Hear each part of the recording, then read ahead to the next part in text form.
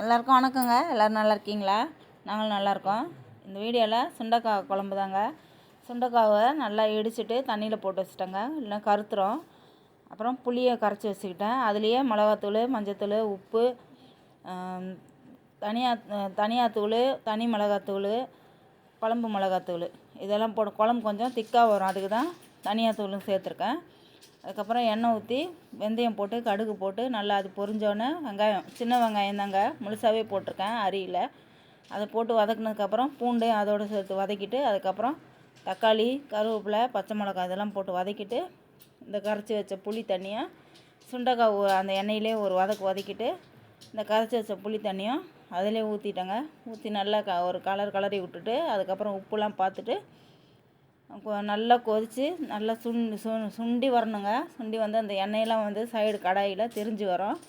அப்போ வந்து நம்ம குழம்ப இறக்கிடலாம்.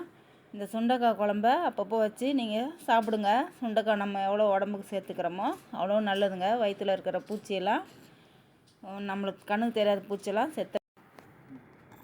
அவ்வளோதாங்க. இந்த வீடியோ உங்களுக்கு பிடிச்சிருந்துச்சின்னா சப்ஸ்கிரைப் பண்ணுங்கள், லைக் பண்ணுங்கள், ஷேர் பண்ணுங்கள், கமெண்ட் பண்ணுங்கள்.